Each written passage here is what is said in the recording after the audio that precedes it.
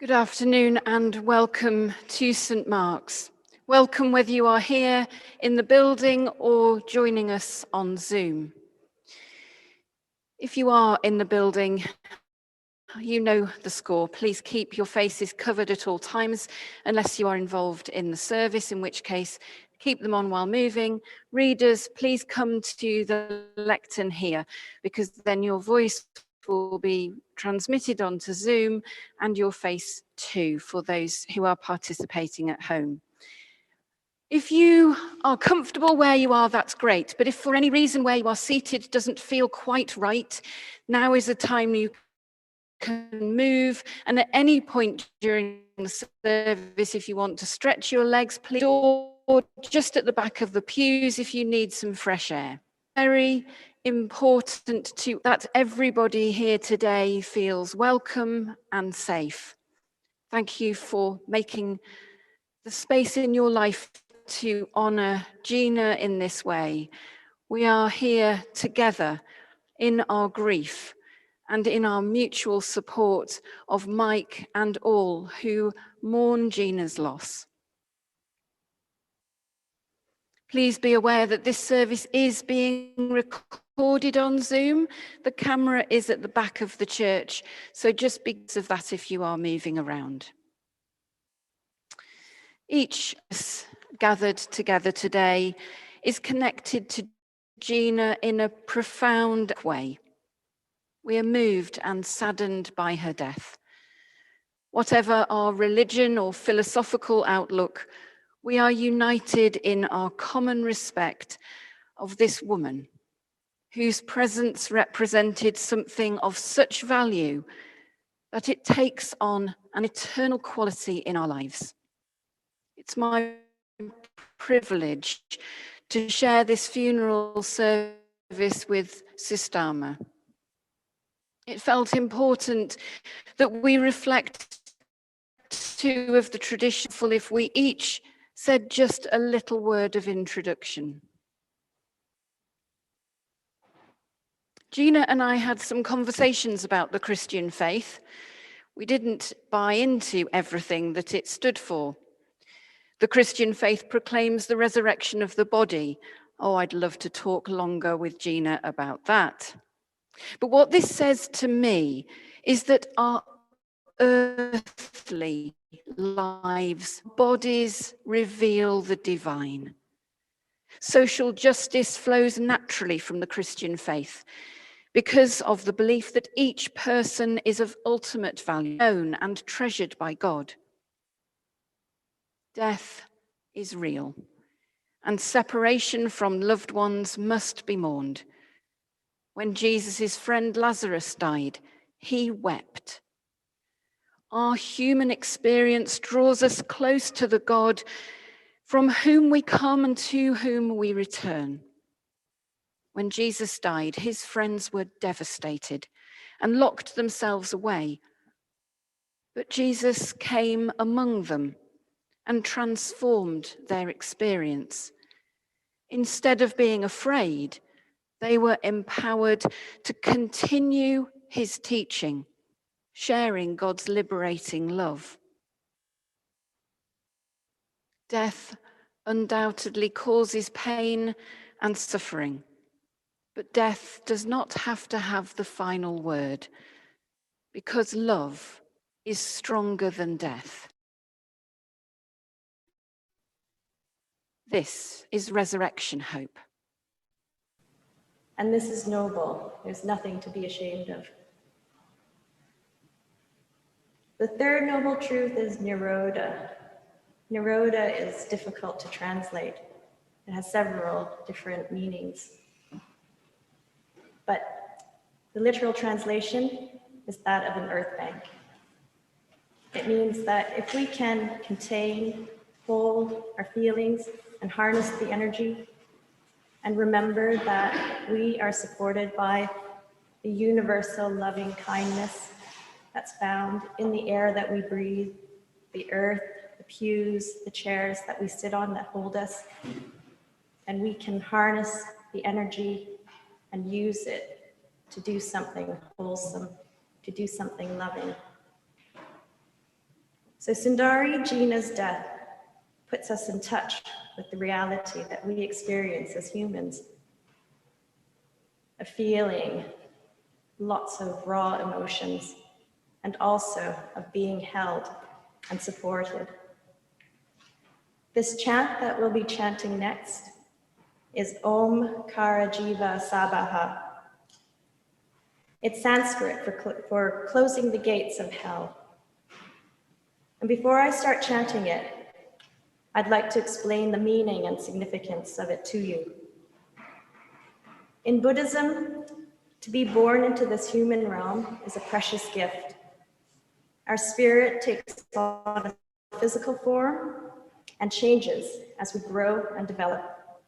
At the point of death, it's important for this spirit to separate from the body. The physical form will return to the earth and to the elements.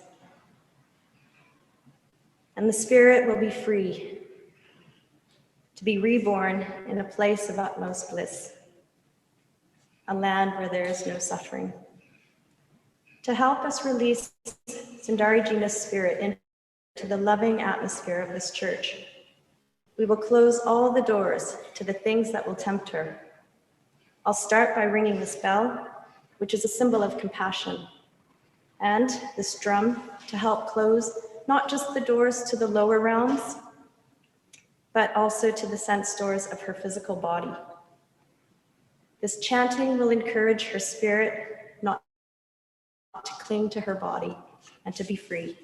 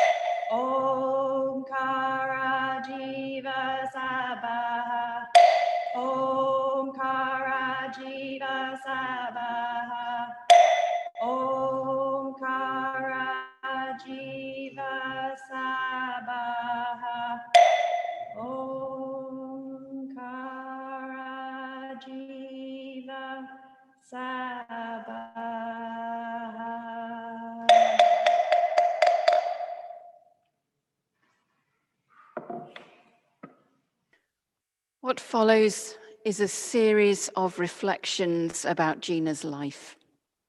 Each piece will just flow on from the next, because each will speak for itself. However hard we might try to say everything we want to about Gina, there is no way we can do this. So today we just highlight some of the threads which make up the beautiful fabric of Gina's life. Gina was born in Warwick in 1955. An only child, in teens, Sarah came to live with the family and became a sister to Gina. When The Lord of the Rings was published, they taught themselves moon runes and wrote long letters to each other. Sarah speaks of Gina's love of drama and music, which alongside their friendship sustained them both throughout their lives. Gina was awarded a scholarship to study theology at Lady Margaret Hall at the University of Oxford. She became active in the student Christian movement, spending her nights writing essays while volunteering in a night shelter.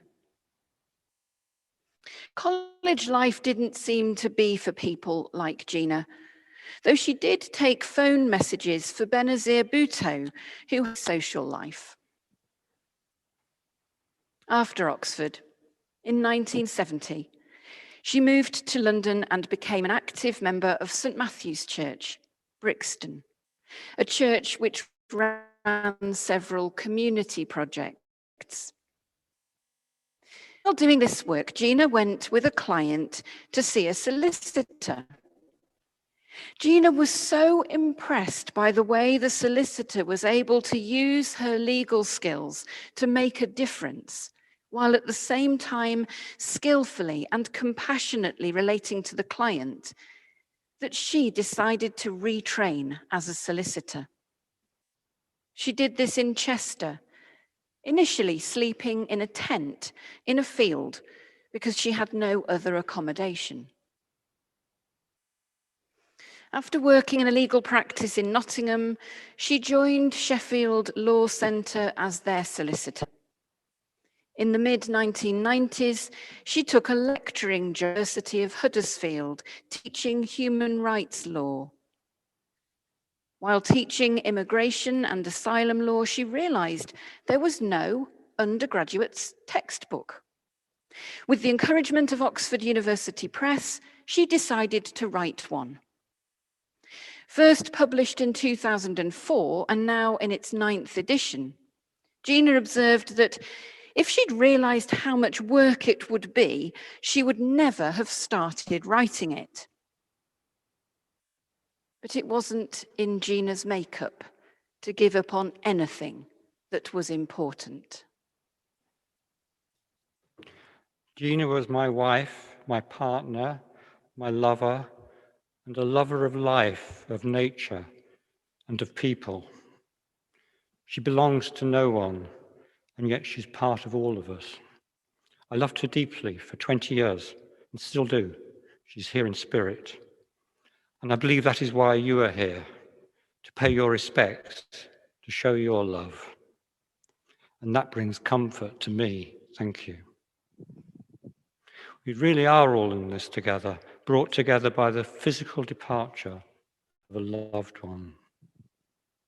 I met Gina, Sundari to give her a Buddhist name, more than 20 years ago, through the Amida Sheffield group. The attraction of the group to Gina and I was the teaching of Buddhist psychology and the commitment to social action. The attraction to each other was more mysterious. We were wary about jumping into a relationship. I remember saying to myself, "You don't mess with Gina." That was so right. As became clearer over the years, not only in personal relationships, in challenging injustice, gentle but incisive, extraordinarily skillful, kind, generous, and compassionate.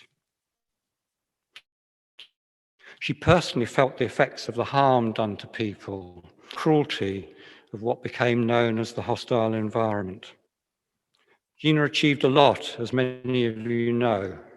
She learned to speak truth to power, gently but firmly, with incisive reasoning, and had the resilience to persist and build alliances, at times with remarkable success.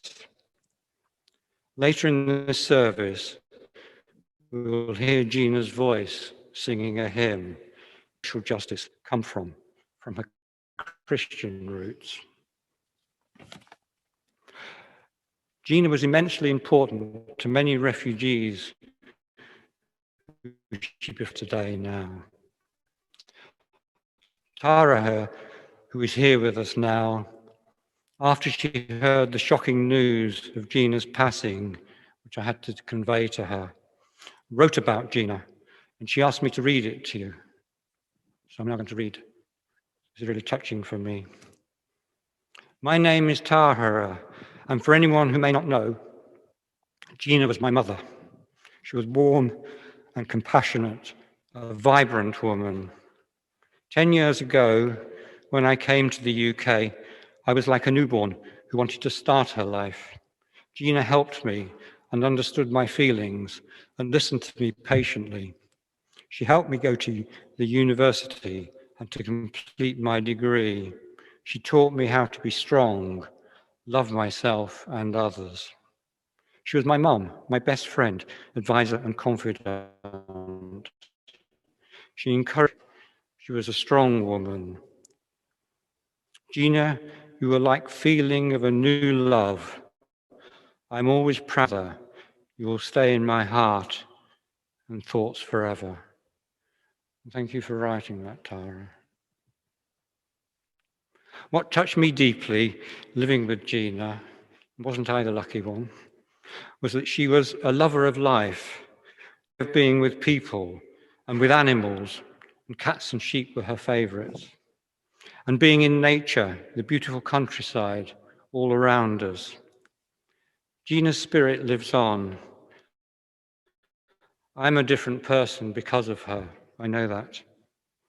And now that she's no longer physically here, I sense her even more strongly inside myself. That's happened, been with 3 weeks, very strongly, that sense of her with me. And perhaps for in this beautiful church, so generously offered. And thank you to all of those here, but elsewhere, tuning in through the wonders of technology. Thank you.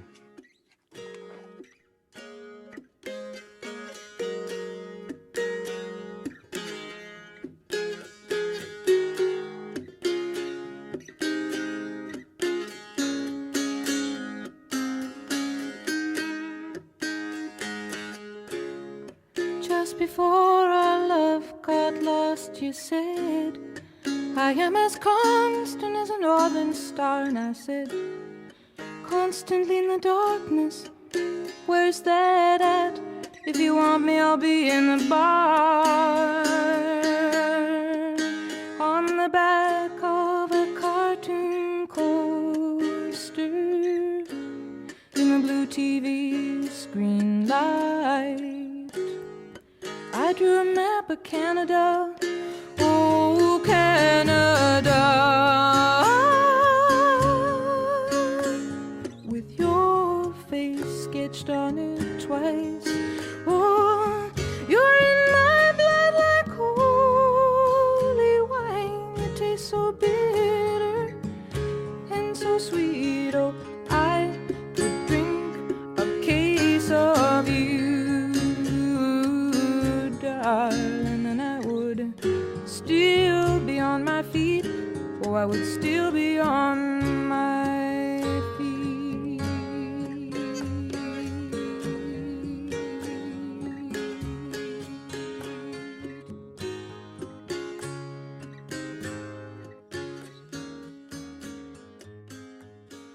I'm going back 40 years to when Gina and I were members of that congregation of St. Matthew's Parish Church in Brixton, South London. I think Gina was rooted in Christianity at that time, but always open to new light. A friend from those days has described the congregation as a diverse mix of ardent feminists, hotbed radicals, evangelicals, and Caribbean elders. There were also those whose family names were on the war memorials, and new arrivals like Gina, who was one of a group of young people who'd known one another at university. And we all came together in Sunday worship, singing settings of the liturgy composed by a young musician from Belize, Francis Renaud. And we were actively engaged with the wider Brixton community. The church had launched a major project to remodel the building for use by the many community groups in the area who lacked a place to meet. The groups participated in planning from the start, and this was reflected in the governance and management structures. St. Matthew's Meeting Place, as it became known, was managed by its user groups. The church owned the building, but had no special authority. And Gina was the coordinator of a Good Neighbours scheme, which reached out to those on the margins and who were often overlooked. She sat on the management committee, and so did I. And it wasn't always plain sailing. And we really struggled with the bureaucracy of planning regulations. And I shall never forget the year we produced a pantomime, and Gina wrote and performed the role of the fairy on the Christmas tree. And she danced around the stage, waving her wand, and gave us presents. And we tried to open them, but we said, they're tied up in red tape. This experience in St. Matthew's Meeting Place, with a wide variety of groups and interests, was an important model for us then and in future work. For a time, the church also offered a space for other new ideas, from liberation theology and the women's movement. Gina and I were members of a women's group which met for the early service on Friday mornings. We began to look at the language of the liturgy, to explore images of God in the Christian tradition.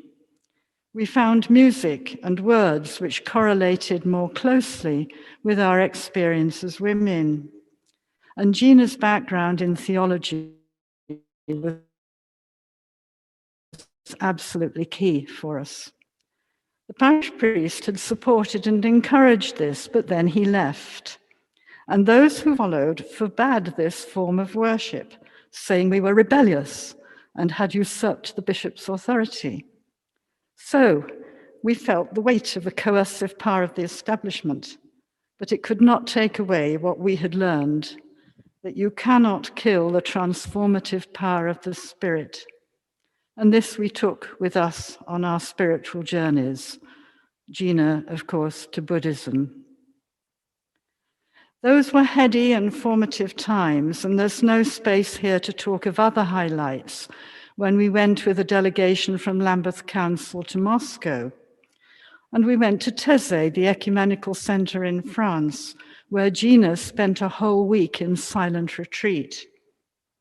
And of course, in recent times, she's been my go-to advisor on all things to do with asylum and migration. And others will talk more about that work.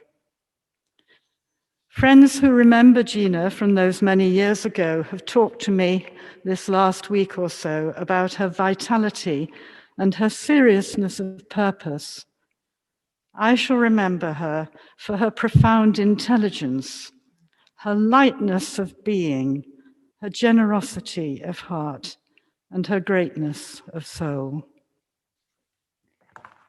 The poems of Mary Oliver meant a lot to Gina, and this one, Wild Geese, particularly spoke to her.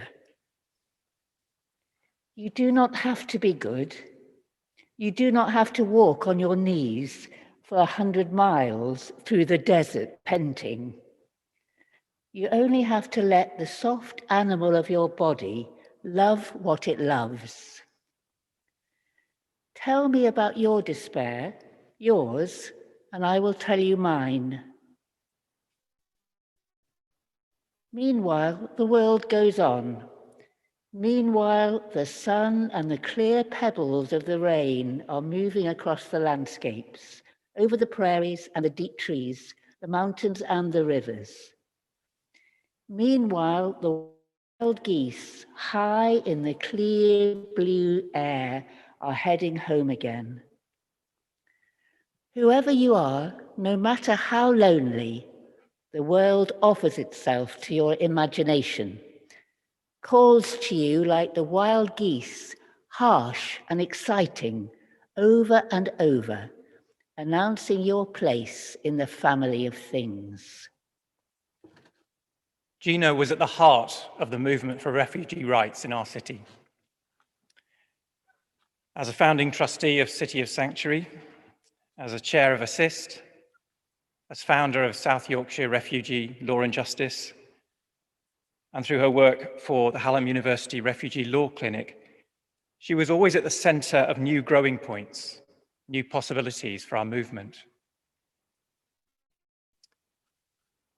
But her most profound influence on many of us was through her personal qualities, her spiritual maturity, her grounded wisdom, and her vision for our best possibilities. Several years ago, I had a conversation with Gina at a time when City of Sanctuary was considering taking on responsibility for a 3-story built centre. Many people were understandably hesitant and worried about whether our movement, which sometimes feels so fragile, could support such an ambitious project. But Gina said to me, "This is what our city needs. Sheffield can step up to this." And the people of Sheffield did step up to it. They raised the money and enabled us to open the sanctuary, which had become a shared resource for the whole movement in the city.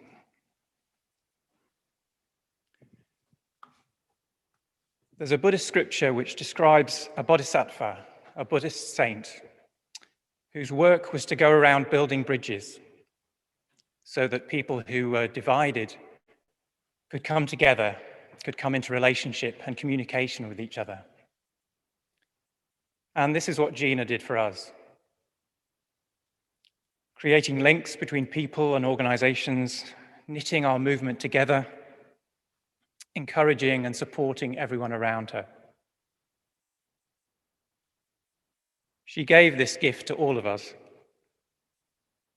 that our movement, our city, are so much stronger together because of her. Gina was a great lawyer. That is a truth self-evident to all of us here and watching. But when I first met Gina, she was so modest about her achievements, describing herself as just an academic, not a practitioner. She gave us the best of both these worlds. She brought academic rigor to her practice and rolled up her sleeves to understand people's lives and research, like when she came into my office to go through case files so she could write a report on women's experience in the asylum system. What she embodied was the belief that achieving justice on all fronts needs you to dig deep into difficult detail, into creative inquiry, into compassion. As you will know, new plans for refugees are being introduced in the UK, and the government is building more hurdles, harder tests to pass. Their proposals designed to punish people who seek safety. But do not despair. I use the words here of Carolina Albuen from Refugee Action. Gina knew what she was talking about. She was inquisitive about what she wanted to learn, and she worked to change what needed fixing. Let us be more Gina in these times. Gina was pivotal in the development of Refugee Action's access to justice work, as they have grown ways to meet the huge need for good advice. Her analysis of ways to do this for destitute asylum seekers is in her excellent report from 2015 with practical suggestions for our city. She was a founder, as it's been mentioned, of South Yorkshire Refugee Law and Justice and chair of trustees until recently. SYRLJ works in partnership with people seeking sanctuary who fall through the cracks in the legal aid system. They have grown from the thinnest of shoestrings to 4 part-time workers and kept going through COVID, now serving around 40 people. This includes people who've lived in the UK for 20 years who are seeking leave to remain based on long residence. Gina was passionate about the rights of people in this situation, understanding lives that have been badly damaged by the cruelty of the asylum system. As supervisor for the Refugee Family Reunion Clinic at Sheffield Hallam University, with Claire Tudor, she grew their work exponentially. To them, she was an indomitable fighter for social justice. The graduate interns at the law clinic go into their work grasping the aforementioned textbook that Sue has raised. A US exchange program has begun using slides and materials that Gina has prepared, spreading her knowledge worldwide.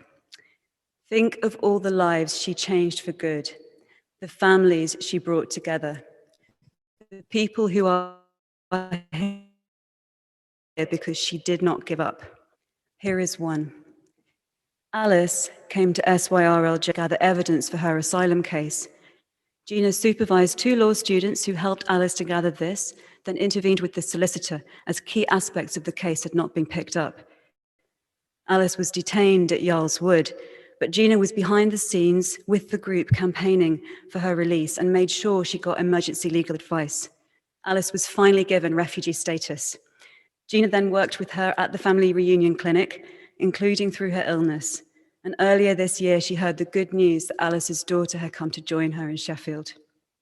Thank you to Hilary Smith, coordinator of SYRLJ, and Alice for sharing that story.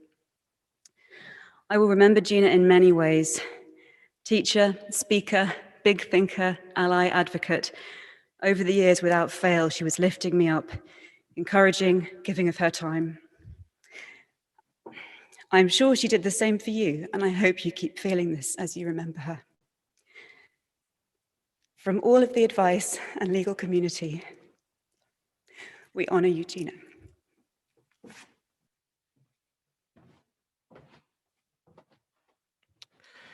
My name is Victor, Victor Mjakachi. I first met Gina in 2010, and that was at Victoria Hall at the drop-in. She came over to congratulate me for having been appointed team leader for the night shelter, which was run by Assist Sheffield. It was a very, very brief encounter because it was so busy. And the only thing I could remember on that brief meeting was her smile. And I was to meet her two weeks later in a steering committee meeting. And that's when she was in this assist chair and trustee. Those 2 letters made a very big impression on me about Gina's personality and character. She was a person of great compassion, kindness, and she also had a big heart. And she had a great mind, a legal mind, an incisive mind, whose skills she used to protect those people that she cared for. Over time, our relationship developed to even closer levels, including Mike. I became part of a family of refugees and asylum seekers who were very close to Mike and Gina. And Mike and Gina became father and mother, uncle and aunt, possibly grandmother and grandfather to that big family of people. And I often liken that family of individuals from different parts of the world as that of Angelina Jolie and Brad Pitt, but that's where the similarity ends, because it had an international outlook.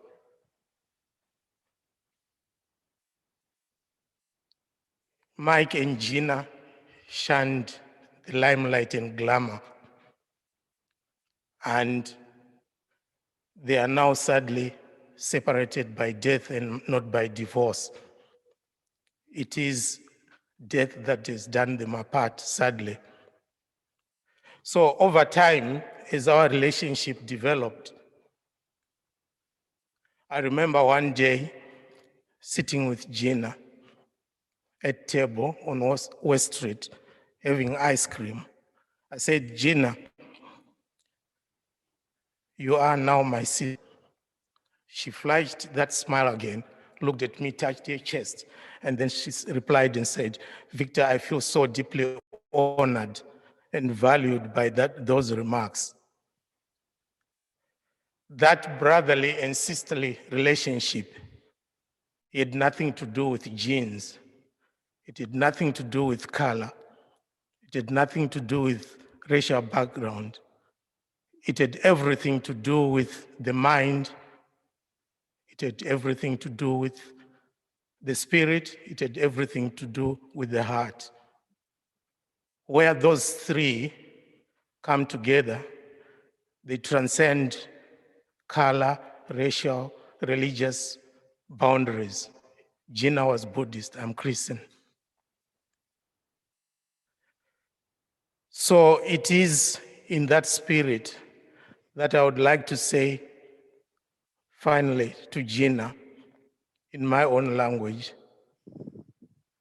Famba zvakanaka Gina. This is the language, the Shona language that is spoken in Shona, in Zimbabwe. I want to repeat the same message again in Ndebele, which is also another language that's spoken in Zimbabwe. Amba kahle Gina. Kuaga Gina in Swahili. До свидания Gina in Russian. Ruah Shad in Farsi. That reflects the cosmopolitan character of Gina with the family that she had with Mike. You've passed from visible form to invisible presence. You will be sadly missed for all you have done for us, but you will forever be in our hearts and minds. Thank you. This is the Karaniya Metta Sutta, a meditation on loving kindness, which I know Gina loved. Loving kindness, or metta meditation, is a traditional Buddhist practice that helps us to move from a sense of dislocation or isolation into more of a connection with ourselves and ultimately with all beings everywhere. The literal translation of the word metta is friendship. So metta means being a friend to ourselves and a friend to all life. Its foundation is connection. Every action that anyone commits, even the most misguided and evil action, is an attempt to escape suffering. So we can wish that all beings, including ourselves, find the wisdom to see that true happiness is supported by love and awareness, not by hatred and violence.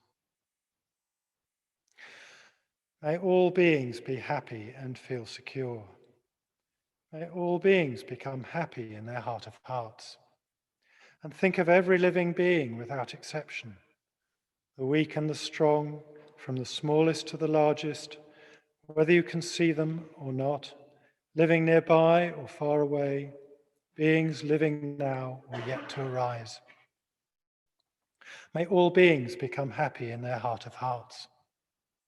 May no one deceive or look down on anyone, anywhere, for any reason, whether through feeling angry or through reacting to someone else.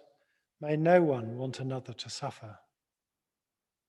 As strongly as a mother, perhaps risking her life, cherishes her child, develop an unlimited heart for all beings. Develop an unlimited heart of friendliness for the entire universe, sending metta above, below, and all around, beyond all narrowness, beyond all rivalry, beyond all hatred. Whether you're staying in one place or traveling, sitting down or lying in bed, in all your waking hours, rest in this mindfulness, which is known as like living in heaven, right here and now. We're going to listen to a hymn now. A hymn which Gina sang to Mike and he recorded on his phone. It was in early January, the middle of the night, when Gina was suffering with pain and sickness. Mike was wondering whether to call the paramedics. Mike says, "Somehow we began to talk about why we are how we are. Gina told me about the importance of the Christian church to her in her teens and 20s. She pointed to her school hymn book on the bookshelf. In it were several hymns that had a pencil tick against them, those that resonated for her. I asked her to choose one and sing it. And I asked for her permission to record her singing it on my phone. At the end, she says quietly, 'See what I mean?' I do. This is the making of the Gina I love." O God of earth and altar, bow down and hear our cry. Our earthly rulers falter, our people drift and die. The walls of gold entomb us, the sword of scorn divide. Take not thy thunder from us, but take away our pride. From all that terror teaches, from lies of tongue and pen, from all the easy speeches that comfort cruel men, from sale and profanation of honor and the sword, from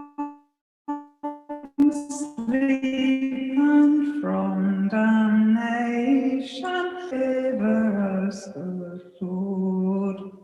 Tie in a living tether the prince and priest and thrall, bind all our lives together, smite us and save us all. In ire and exaltation, aflame with faith and free, lift up a living nation, a single sword to thee.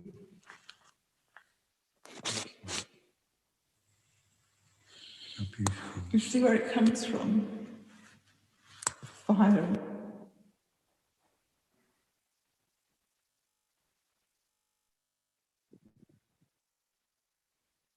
We come now to a time for prayer and silent reflection. Please use this time in whatever way feels most appropriate to you. To hold your memories, to feel your feelings, to pay your tribute to Gina.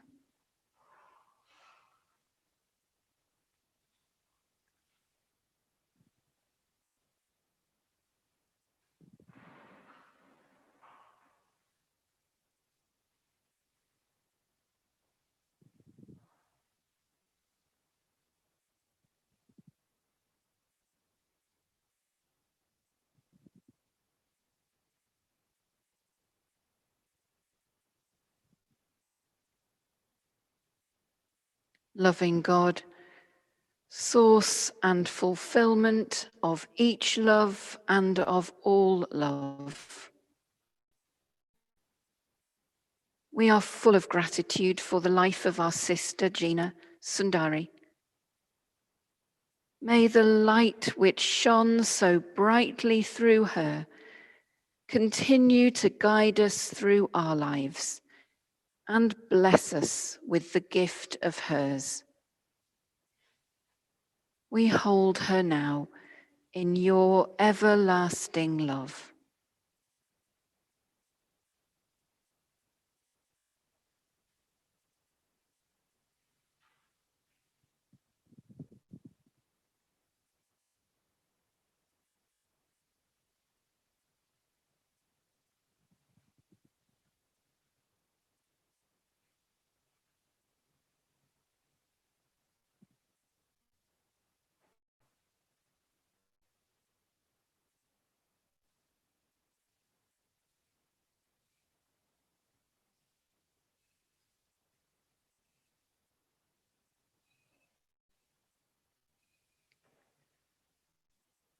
God of all compassion, look with mercy on all who are mourning this day.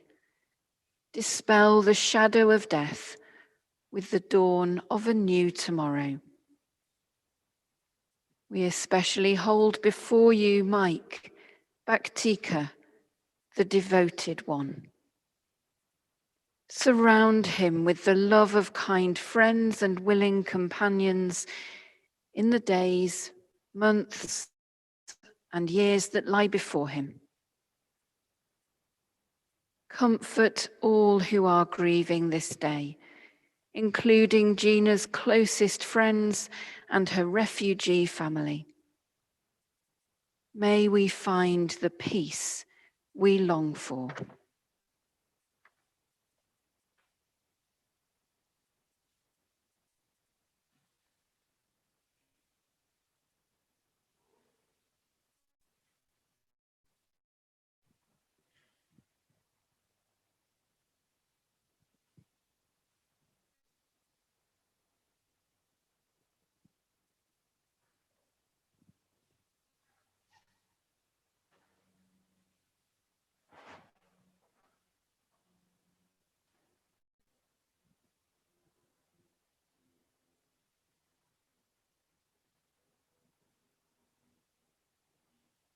Eternal Spirit, life giver, pain bearer, love maker, source of all that is and that shall be, mother of us all, loving God in whom is heaven. The hallowing of your name echo through the universe. The way of your justice be followed by the peoples of the world. Your heavenly will be done by all created beings. Your commonwealth of peace and freedom sustain our hope and come on earth. With the bread we need for today, feed us. In the hurts we absorb from one another, forgive us. In times of temptation and test, strengthen us. From trials too great to endure, spare us. From the grip of all that is evil, free us. For you reign in the glory of the power that is love, now and forever. Amen.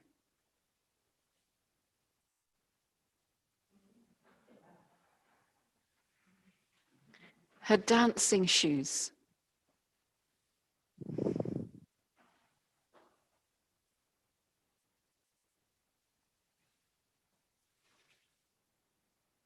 And her prayer beads.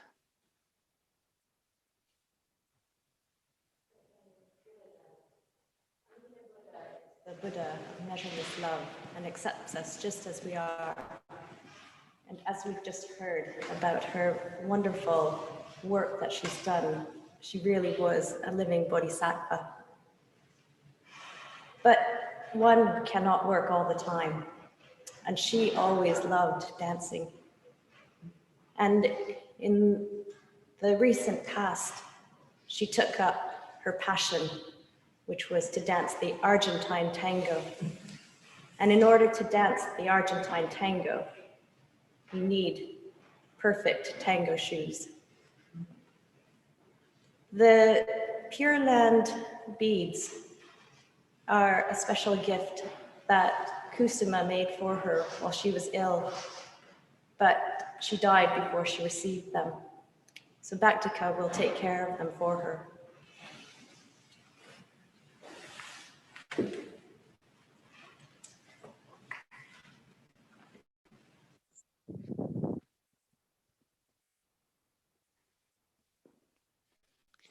I invite the congregation to stand.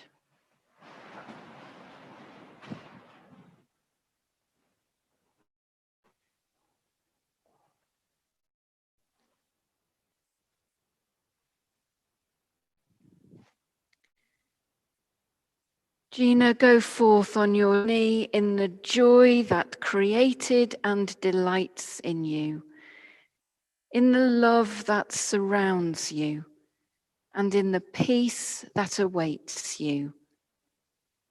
May you be surrounded and encircled above, below, and about with the deep love that binds us all. Amen.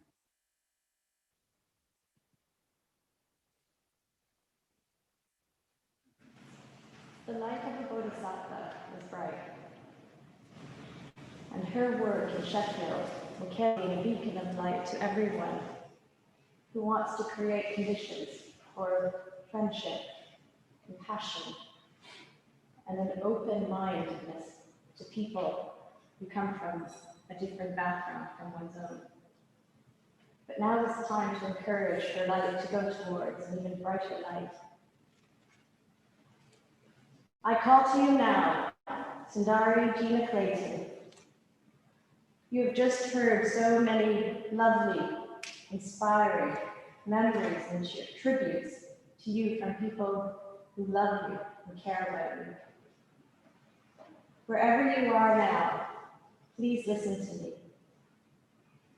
Know that your dreams may be many and plentiful,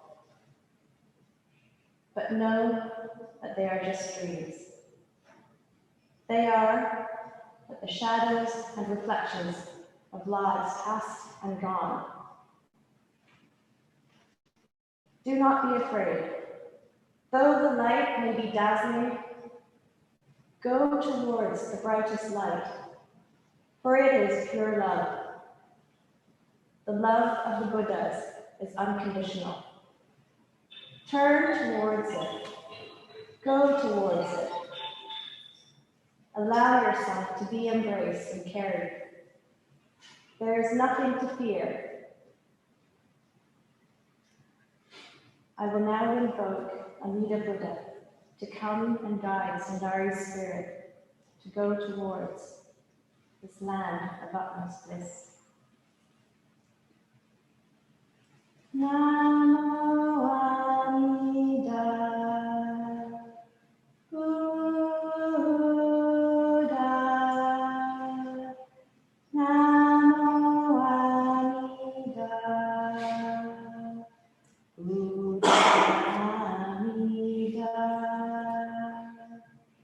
Namo Amida Buddha.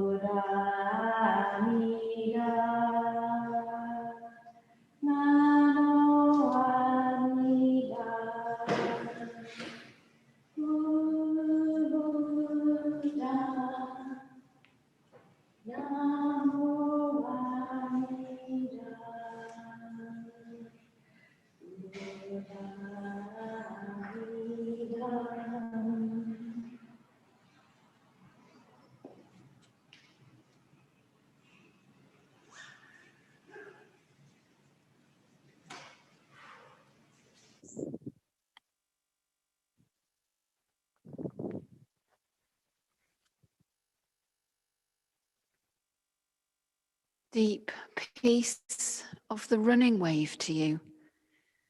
Deep peace of the flowing air to you. Deep peace of the quiet earth to you. Deep peace of the shining sun to you. Deep peace of the gentle night to you. Moon and stars pour their healing light on you. Deep peace of the source of peace to you, to each of you. Amen.